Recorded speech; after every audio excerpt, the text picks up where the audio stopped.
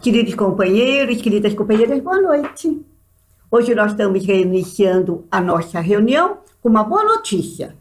Vocês sabem que nós já estamos planejando o reinício das nossas aulas do nosso curso forte, curso de formação de trabalhadores espíritas. As aulas serão online, às segundas-feiras, às 20 horas.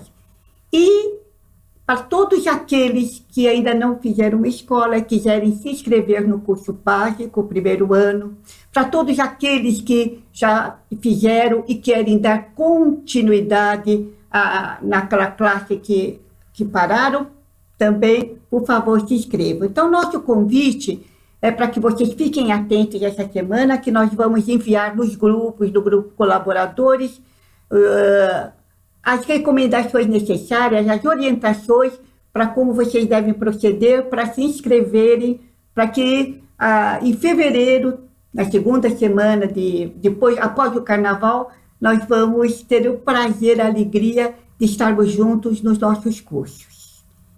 E eu gostaria de, se for possível, né, nas semanas que virão, sempre recomendar um livro para vocês. Vocês sabem que eu gosto muito de poesia. Eu estou recomendando Cartas do Evangelho, são poesias mediúnicas do Chico, através do espírito Casimiro Cunha.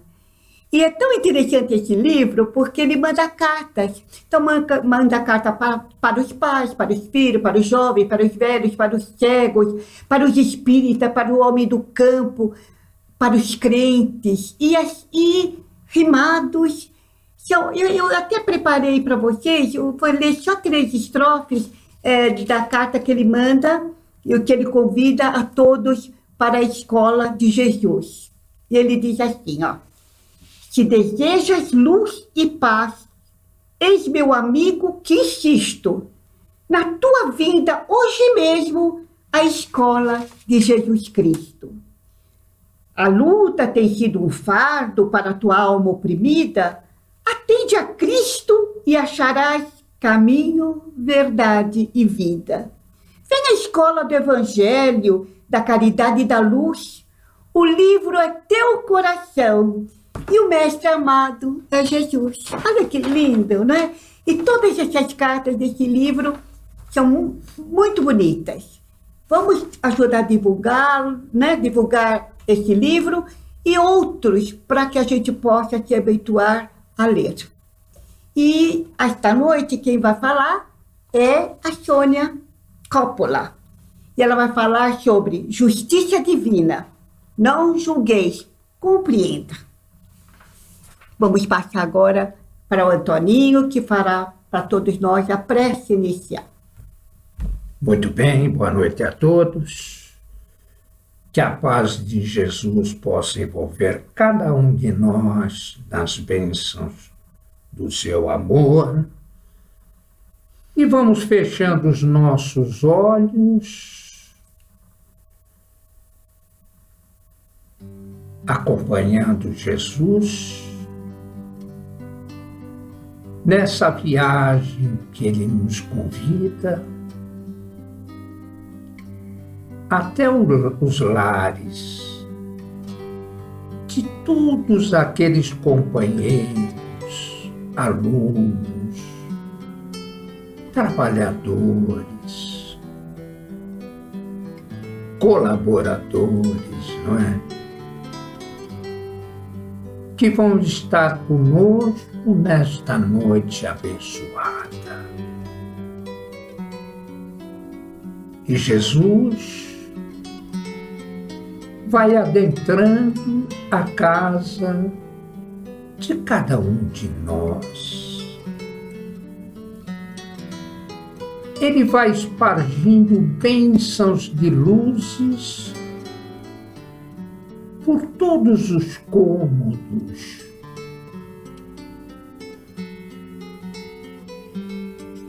Da residência.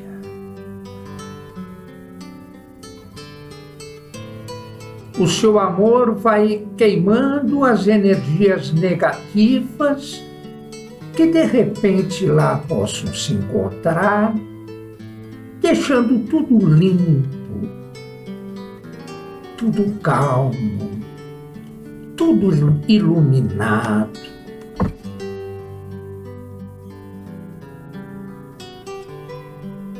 As paredes, o teto, os pisos, de todos os cômodos da casa. E essa energia vai sendo levada para o espaço, enquanto Jesus procura nesse instante colocar suas mãos dadivosas sobre a cabeça de cada um de nós. Irmãos necessitados, que vivemos neste momento de aflição, em busca da paz, da força, da coragem, que só Jesus tem condições de nos emprestar. Buscamos agora em Mãezinha de Nazaré o afago maternal que todos precisamos. E a doce Mãezinha vai colocando sobre nós o seu véu, o seu manto azul repleto de bênçãos e marchetado de estrelas, abençoando o nosso propósito, massageando os nossos sentimentos, permitindo que nós possamos nos tornar mais humildes, mais serenos e mais equilibrados. Que assim seja. Nós queremos te agradecer, em nome de Deus nosso Pai, pedimos que Ele possa abençoar nossa reunião. Graças a Deus e a Jesus. Que assim seja.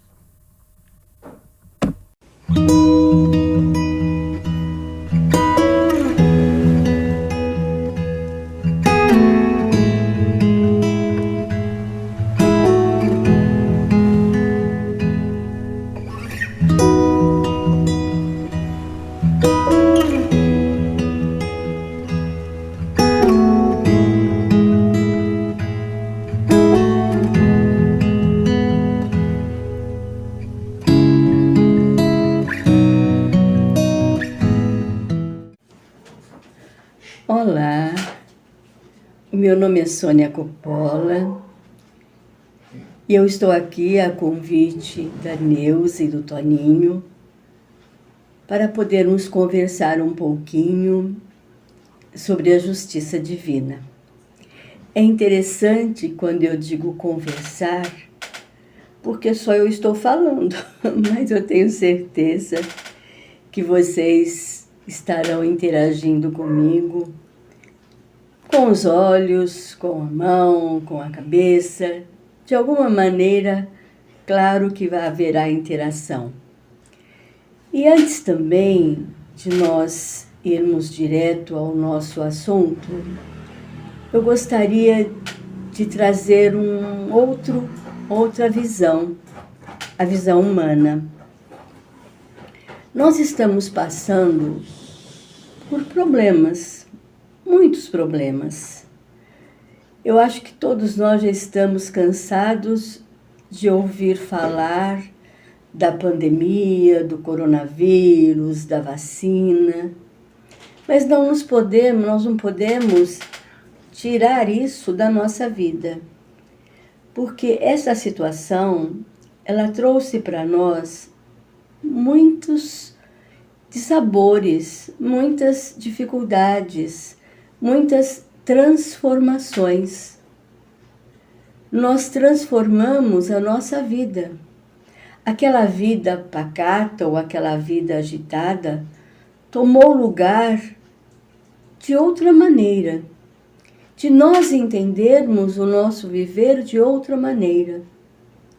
Nós começamos a conviver mais com a família, nós começamos a nos isolar dos amigos, nós começamos a ter problemas financeiros, por que não? E tudo isso foi trazendo para cada um de nós uma angústia, uma tristeza, muitas vezes até o sentimento de injustiça. Como nós podemos passar por tudo isso? E a pergunta que mais a gente se faz é: por que comigo? Por que nesse momento da minha vida? Por que a sociedade toda comprometida? E essas perguntas mexem com a gente. Eu já ouvi amigos meus falarem: olha, eu acho que eu atirei pedra na cruz, porque não é possível a minha vida ter se transformado tanto. Mas se nós pensarmos realmente,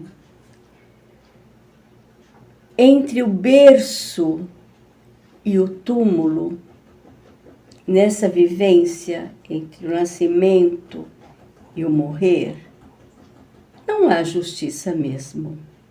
Se nós pensarmos que somente temos essa vida, que hora que nascemos e depois morremos, tudo termina, acaba-se tudo.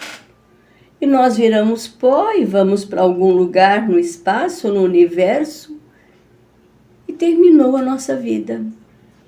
Se a gente pensar assim, nessa maneira mais materialista, é claro que eu digo a vocês, não há justiça. Porque numa vida só, eu vou ver aquele que se dá bem, aquele que tem poderes, vou ver aqueles que são miseráveis, que não têm nem o que comer, ou vou ver aqueles que ainda têm problemas de saúde, locomoção, e vou ver os outros viajando, passeando, eu sem ter o pão na mesa. Se pensarmos deste jeito, com a única vida, claro que é injustiça, porque uns melhores que os outros. Mas a doutrina espírita chega nesta hora para dar-nos um esclarecimento. O esclarecimento que ela nos dá é da pluralidade das existências. Nós não estamos vivendo hoje pela primeira vez no planeta. Já tivemos muitas outras vidas e com certeza ainda teremos muitas outras também. E em todas as vidas, as experiências, que nós tivemos, nós fomos amealhando bagagens boas, ruins, que precisam ser corrigidas. E é nessa hora que a reencarnação, trazendo as expiações, as provas, é que nos permite o progresso, a evolução do espírito. Porque é neste momento que nós começamos a nos enxergar realmente como espíritos, com uma vida imortal. E quando nós pensamos na nossa vida imortal, nós vamos pensar em Deus. No Livro dos Espíritos, a primeira pergunta que Kardec faz aos espíritos é: que é Deus? E a resposta é essa: inteligência suprema, causa primeira de todas as coisas. Em outras traduções, vocês verão causas primárias de todas as coisas. Mas hoje eu não vim aqui dissertar sobre esta primeira pergunta. Eu vim colocar para vocês o Deus Pai Criador. Aquele que com todo o amor, com toda a benevolência, nos criou para que nós pudéssemos atingir a maioridade da perfeição ao lado dele. Criou-nos simples e ignorantes, mas nos deu a razão e nos deu a vontade, para que nós pudéssemos seguir, para que nós pudéssemos, nessa escola da vida, caminhar pelo progresso individual de cada um. Quando eu falo individual, porque o que aprendemos e o que não aprendemos é só nosso, não é de mais ninguém. No tema Justiça Divina foi me colocado: não julgueis, compreendais. E é interessante porque a gente, nessa caminhada, costuma julgar muito as pessoas. Nós julgamos o nosso vizinho, nós julgamos o nosso parente, nós julgamos o nosso amigo, nós julgamos a sociedade. Mas o único que tem direito a esse julgamento pleno é Deus. Mas ele abre uma brecha, ele diz: vós podeis se julgar. Jesus disse: julgue a si próprio. E quando nós julgamos a nós próprios, nós vamos percebendo o que tem aqui dentro de nós. Aquela célebre frase que diz: conhece-te a ti mesmo. E é nesse conhecer a nós mesmos que nós vamos procurar a nossa transformação. Nós vamos procurar seguir os preceitos de Deus, aquilo que o nosso Pai querido preparou para nós.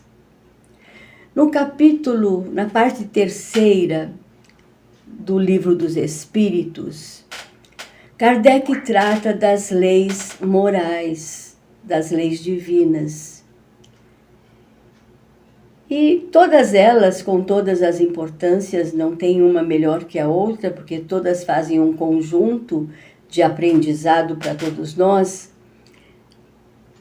Lá está em segundo lugar, não pela ordem de preferência, não, mas foi uma colocação, a lei de justiça, amor e caridade. Muitas vezes nós achamos que são 3 leis juntas, que foram colocadas 3 leis juntas para nós, mas não foi assim.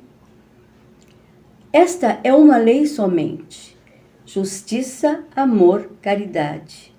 Se eu tenho amor, eu tenho justiça. E se eu tenho a justiça, eu tenho a caridade. Elas são interligadas entre si, para que nós aprendamos a trabalhar com o próximo como nós gostaríamos que trabalhassem conosco, que fizessem para nós o que nós poderíamos fazer de melhor para o próximo. Interessante, a gente começa a estudar E numa das lições que eu estudei, parece que até tem no Caminho Verdade e Vida, é regra áurea.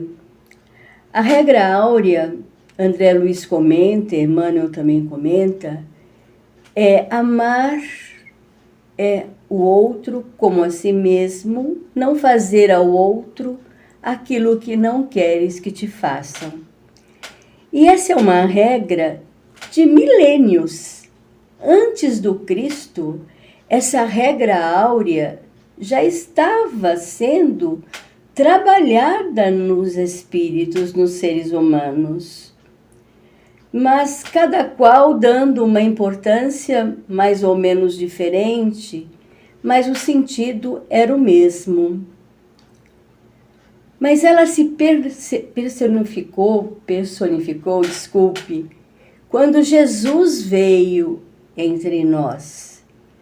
Porque além de trazer esta regra novamente, fazei ao outro o que queres que te faça, ele trabalhou nessa regra. Ele viveu essa regra. Ele viveu este momento. Então, quando perguntaram a Jesus qual era o maior dos mandamentos, ele disse: amar a Deus de todo o teu coração, de toda a tua alma, de todo o teu entendimento. A segunda, semelhante a essa, amar o próximo como a ti mesmo. E é nesse amar o próximo como a nós mesmos que nós temos que ter cuidado com os nossos relacionamentos. O que nós fazemos ao outro que não gostaríamos de receber? Quais as dores que causamos ao outro que não gostaríamos de sentir? Porque quando nós fazemos algo que prejudica um irmão, nós estamos entrando numa nova lei, uma outra lei, a lei de ação e reação. Eu vou fazer porque eu tenho livre-arbítrio, eu tenho minha vontade livre, tenho a minha razão, e eu vou fazer porque acho que está certo. Porque para mim tem que ser assim. Mas eu esqueço da reação que isso pode trazer para mim, espírito. E é nesse momento da vida que nós começamos a achar que a vivência é injusta. Quando nós vemos as diferenças entre as pessoas, quando nós vemos que alguns têm lar harmoniosos e nós não temos, quando alguns têm um poder aquisitivo maior que o nosso, quando alguém tem uma saúde melhor que a nossa, e nós achamos injusto. Mas ao aplicar a lei de ação e reação, a justiça divina mostra para nós como ela está nos educando, como ela está fazendo com que nós tenhamos o aprendizado daquela ação que não foi tão digna. Nós ouvimos muitas vezes, e até no capítulo 27 do livro Domínios da Mediunidade, está escrito assim: nós somos responsáveis pelos nossos atos. Isso quer dizer, somos herdeiros de nós mesmos. Não temos como escapar daquilo que não fazemos, que fazemos. Porque há justiça. Se eu sou uma pessoa agressiva, se eu sou uma pessoa em que no meu lar eu exerço irritação, que eu agrido as pessoas fisicamente, que eu maltrato as pessoas, eu não posso sair impune dessa atitude. Porque eu só bati. Então, quando eu volto ao plano espiritual, que a gente diz nós vamos passar por um julgamento, não é aquele julgamento cheio de juízes numa mesa, de toga. Não, é o julgamento da nossa consciência. Porque as leis divinas estão escritas na nossa consciência. E nós conseguimos ver se o que estamos fazendo é certo ou é errado. E quando eu vejo assim, que eu estou fazendo, que eu fiz algo que não foi bom, que eu bati muitas vezes, eu olho e penso, poxa, por que eu fiz isso? De que maneira? O que me levou a fazer isso? Então, quando eu converso com os espíritos que são responsáveis pelas reconstruções das reencarnações, eu digo, olha, eu quero passar por essa experiência, porque eu quero saber o que eu fiz e como fiz essas pessoas passarem esse sofrimento. Então eu venho, encarno, de um jeito ou de outro, eu passo por uma situação de agressão, eu começo a apanhar e eu começo a sentir a dor. Aí dói. Aí porque doeu, eu vou dar valor. Eu vou querer me modificar. Então a escola da vida em que eu estou matriculado, eu vou voltar no mesmo ano. Mas eu vou voltar no mesmo ano com um pouco mais de experiência. Desde que eu não me revolte com aquilo que eu escolhi. Porque às vezes nós escolhemos provas porque ficamos tão arrependidos de ter feito aquelas ações que nós falamos, não pode ser, me manda de volta, eu quero consertar. E aqui fica tão difícil, e eu reclamo, eu me sinto injustiçado, e eu não consigo me libertar daquele propósito que eu escolhi. Há um livro, Memórias de um Suicida. Eu confesso a vocês que eu não li este livro, mas ouvi vários comentários sobre ele. E Sueli Caldas Schubert comentou de um personagem desse livro, um espírito que está fazendo parte deste livro, dessa história dele, Mário Sobral. Mário Sobral, ele amava demais a esposa dele. Amava muito. Mas ele cismou que ela o traía com um amigo. E o que ele fez? É mais ou menos assim, viu, gente? O que ele fez? Ele foi e com as mãos ele estrangulou a esposa dele. E esse crime passional ficou registrado na mente dele. Se arrependeu profundamente porque ele amava demais aquela criatura. E quando ele volta ao plano espiritual, que ele é chamado, depois de um certo tempo, ao processo reencarnatório, ele diz assim, eu quero voltar sem as minhas mãos. E eles perguntam, mas por que sem as mãos? Porque foi pelas minhas mãos que eu destruí a vida de quem eu amava demais. Foram as minhas mãos que prejudicaram aquela que era minha companheira e a mim, que não soube me controlar emocionalmente, que não soube ter uma noção certa daquilo que estava acontecendo. Então eu não quero mais as minhas mãos, eu quero voltar sem. E os espíritos disseram: você tem certeza? Você sabe que vai ser difícil? Você sabe que vai correr problemas? Você pode querer desistir? Falou: não, eu quero ir sem as minhas mãos. E assim foi feito. Mário Sobral veio sem as mãos.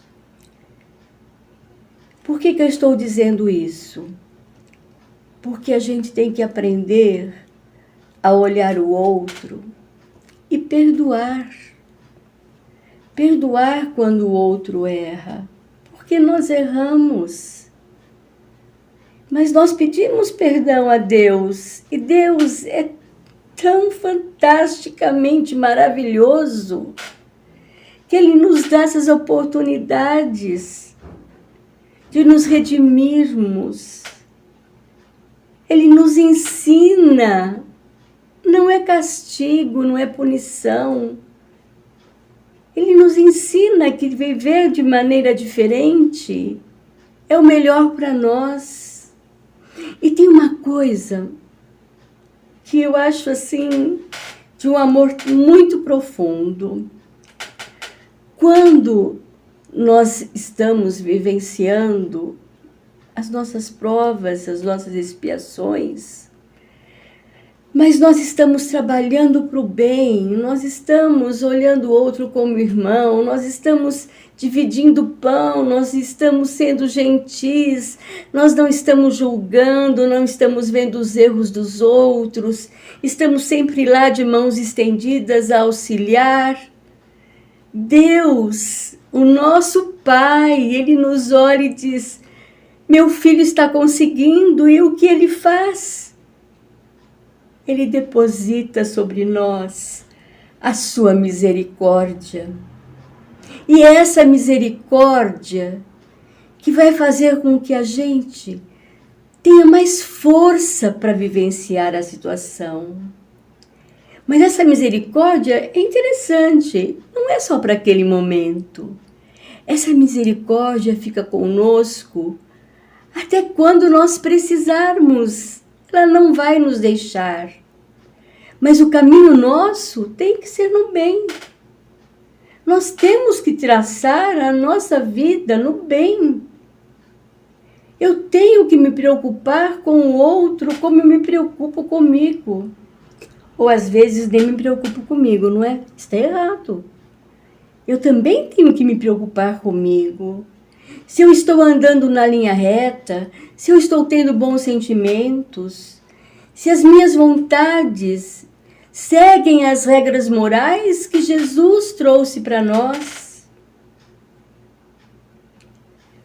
É tão maravilhoso estar encarnado. É tão gratificante esta bondade do Pai para conosco, que é impossível eu dizer para vocês que a nossa vida é uma vida de castigo, que é uma vida penosa. Não, é uma vida de ensinamento, é uma vida proveitosa, é uma vida onde nós vamos conseguir caminhar com justiça, amor e caridade. A justiça divina está conosco. Nós não precisamos pensar: eu vou fazer justiça com as minhas próprias mãos. Não há necessidade, porque Deus é o único que pode julgar. Deus é o único que tem a justiça com Ele, que tem a justiça, que vive a justiça divina. Então cometemos enganos e dizemos: não, Ele me fez, Ele me feriu, e eu vou lá e vou. Não vai não. Fica lá no seu canto refletindo, vendo como poderia ser melhor a tua vida se não houvesse tanta discórdia, se não houvesse tanto ódio e rancor no seu coração. Lembre-se de Deus. Nós somos pais, nós damos, filho fala, pai, me dá pão, estou com fome. E eu dou pedra para... Não, vai comer essa pedra agora. Deus faria isso, não é? Nós não fazemos. Deus, eu preciso de ajuda. Me permita esta ajuda. E eu vou começar a olhar o meu irmão como meu irmão. Lembrando da regra áurea de milênios, que só agora, 2000 anos, nós estamos começando a entendê-la e saber que ela é justíssima. E quando eu não fizer mais para o meu irmão aquilo que eu não quero para mim, aí sim eu vou estar caminhando junto de Deus, de Jesus, da sua justiça. Então não vamos nos perder no caminho. Vamos ter força suficiente para poder olhar a nossa vida e falar, não é mais assim. Não são esses problemas materiais que vão fazer meu espírito adoecer. É o entendimento, é a compreensão, é compreender que ninguém está aqui por acaso. Nós escolhemos estar aqui nesta época, tenho certeza. E nós vamos passar por esta época com todo o amor do nosso coração. Se nós observarmos quantos já de nossos irmãos estão trabalhando em benefício de outros. Olha como está havendo uma transformação de sentimentos. É misericórdia divina? É misericórdia divina. É amor de Deus? É amor de Deus. É a bondade, a justiça de Deus? É sim. Deus é bom e justo. Nós não podemos esquecer isso. Há um livro, ele chama-se Céu e Inferno, mas diz assim, a justiça divina segundo o Espiritismo. Esse é o código penal da justiça divina. Eu aconselho a todos lerem. É muito interessante e a gente vai descobrir muitas coisas. Estão nos mostrando as consequências dos nossos atos. No Evangelho também existem muitos ensinamentos. Quando ele nos coloca causas atuais das aflições, no capítulo 5, Bem-aventurados aflitos, ele coloca causas atuais das aflições, causas anteriores das aflições. Veja como a doutrina espírita lança um cabedal de ensinamento para todos nós, para que nós cumpramos a lei, as leis divinas, que são leis feitas para o nosso bem, para a nossa evolução. Já pensaram que maravilha? Nós caminhando vida após vida, mas um certo momento, estar lá como espíritos puros, perfeitos, é uma glória, é uma graça, exige esforço, fé e esperança. E a justiça de amor e caridade sempre será feita para os seus filhos. Eu espero realmente que todos nós tenhamos compreendido um pouco deste amor divino e consigamos seguir em frente, seguir levando no coração o desejo sincero que toda a humanidade se cubra de amor, que toda a humanidade se cubra de paz, de fé e de esperança. E que nós nunca esquecemos. Nós temos uma grande herança, a herança de nós mesmos. Que Jesus nos abençoe e Deus nos permita a todo instante que precisarmos usar da sua misericórdia. Que assim seja, graças a Deus.